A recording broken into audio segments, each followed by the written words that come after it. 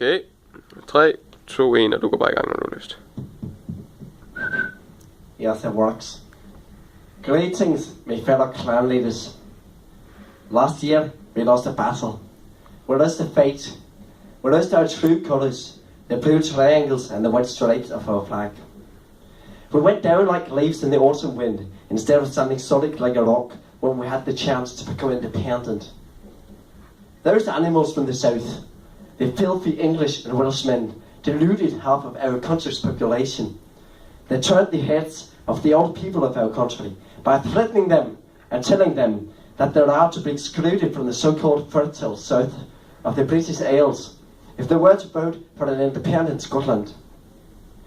I don't know what's wrong with those people who are scared of that. We can live a better life without being connected to those Englishmen. The war against our smelly neighbours from the south has lasted for several centuries, even for millennia. Back in the Roman age, we, the most proud and intelligent people in the world, were separated from England by a wall called Hadrian's Wall. Since then, a war has raged between the two countries, England and Scotland. And it's never going to end, even though the posh leaders say that it's already finished. As we all know, that's a lie. When a school wins something big sports event, just like a Demori did, all the Englishman said, well, he's a nice Brit.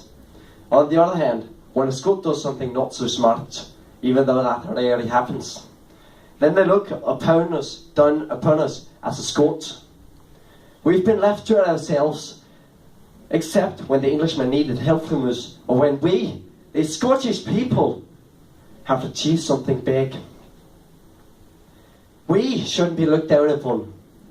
But as long as we're a part of the United Kingdom, we will forever and ever be seen as English subjects. That was why the election we had last year was so important. We might have changed our lives and the history of our proud nation, Scotland.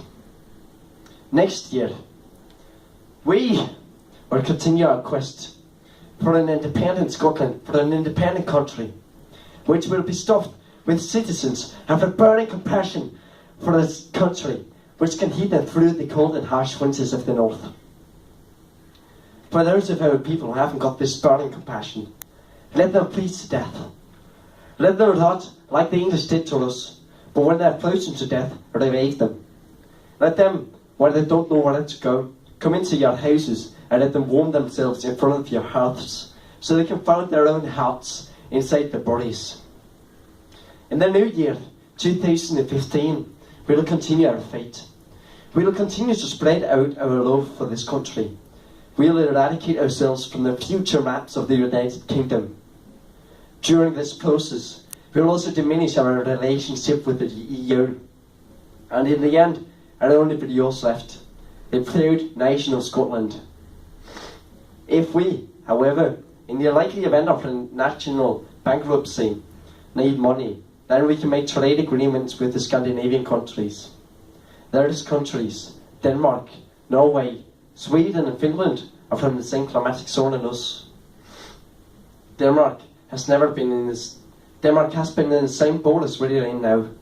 They've been one of Germany's puppets until they fought against them and won their own independence. If we can make a trade agreement with the Scandinavians, then the Danes will say, welcome to our Trading Association of Scandinavia. And the Brits from the south will say, what are we going to do now without the great country of Scotland? I hope that all of you clan leaders will support my plan for an independent Scotland, and I, Browhian Norton Macarin II, will fight for this cause till my death. God bless Scotland.